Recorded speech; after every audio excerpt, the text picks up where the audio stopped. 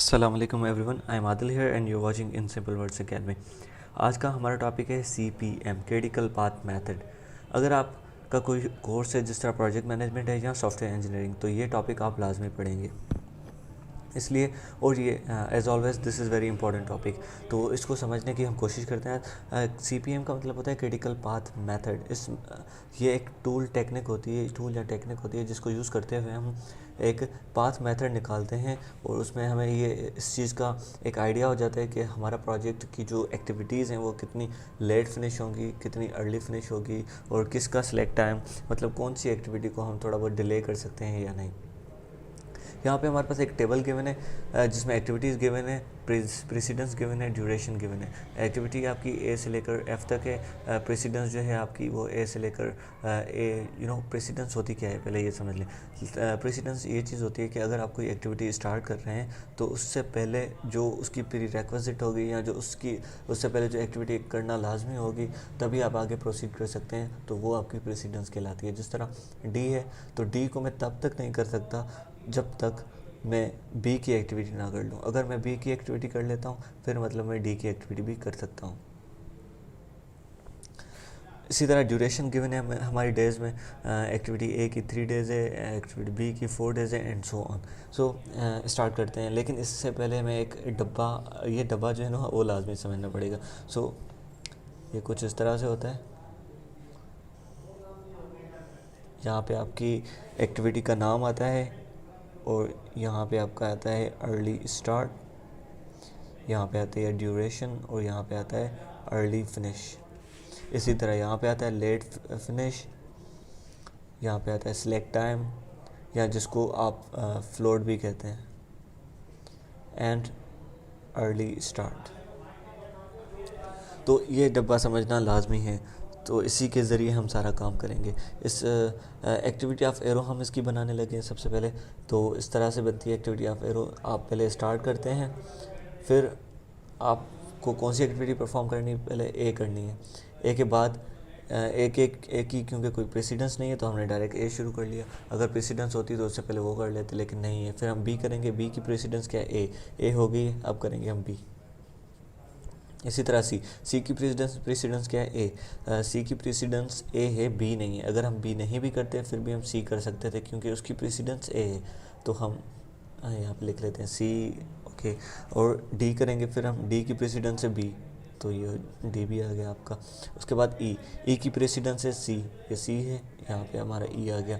उसके बाद करेंगे एफ़ की एक्टिविटी को करने के लिए हमें डी और ई लाजमी करना पड़ेगा, तो ये एफ़ भी आ गया। सो हमारा ये एक्टिविटी ऑन एरो कंप्लीट हो चुका है। अब हम इसको इस बॉक्स की मदद से हम इसको जो है वो critical path method find out करेंगे। सो मैं हर किसी एक जो एक्टिविटी का जो है ना वो डब्बा बना लेता हूँ और उसके बाद हम मिलते हैं। तो हमने डब्बे बना लिए हैं सबके, और बाय द वे इसको लेमन डायग्राम बोलते हैं। और इसमें मैंने इससे पहले जो आपको मैंने डायग्राम ये बना के दिखाई, इसमें मैंने एक मिस्टेक ये करी थी कि यहाँ पे जो है मैंने अर्ली स्टार्ट लिखा था और ऊपर भी अर्ली स्टार्ट लिखा, तो I am sorry for that. यहाँ पे लेट स्टार्ट आना चाहिए और यहाँ पे अर्ली स्टार्ट आना चाहिए। तो हम इसको फिल करना शुरू कर देते हैं। सबसे पहले मैंने जिस तरह आपको ये इस लेमन बॉक्स में डायग्राम में देख सकते हैं कि यहाँ पे आपका एक्टिविटी का नाम आएगा। तो सबसे पहले हमारी activity according to this start activity on arrow start से आप ए की तरफ जाएंगे तो फर्स्ट आपकी जो एक्टिविटी है वो ए है, तो हम यहाँ पे ए लिखेंगे। अब इस पे लिखेंगे हम अर्ली स्टार्ट कब हुआ था।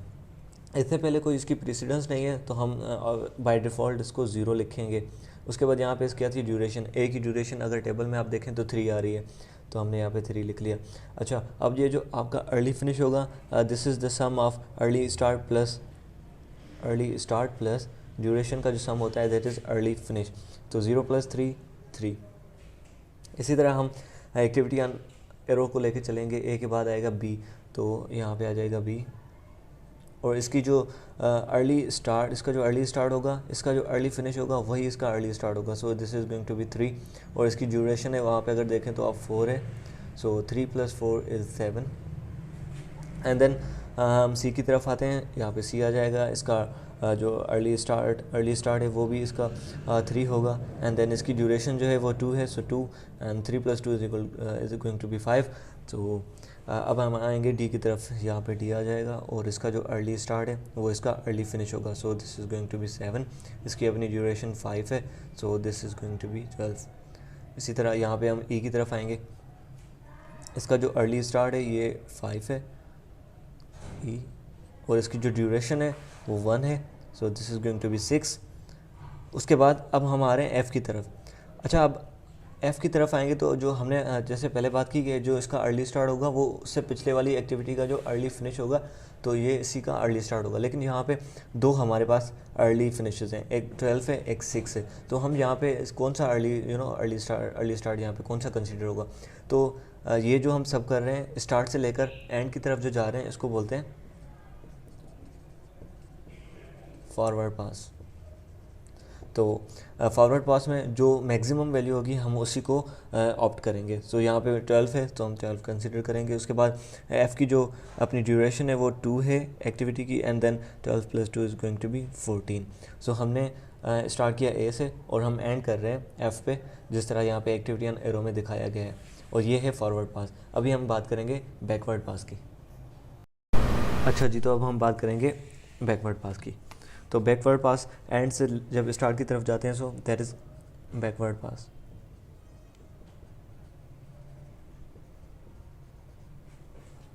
जिस तरह हमने यहाँ पे 0 लिखा था अर्ली स्टार्ट में, और यहाँ पे अर्ली फिनिश में हमारे कोई वैल्यू गिवन नहीं है, तो जो लास्ट वैल्यू होगी तो वही कंसीडर करेंगे। जिस तरह यहाँ पे इससे कोई ए से पहले कोई प्रेसिडेंस में कोई एक्टिविटी नहीं थी तो हमने 0 से शुरू किया था, तो इसी तरह जैसे हमने यहाँ पे जो हमारा अर्ली फिनिश होगा वही हमारा लेट फिनिश हो जाएगा 14।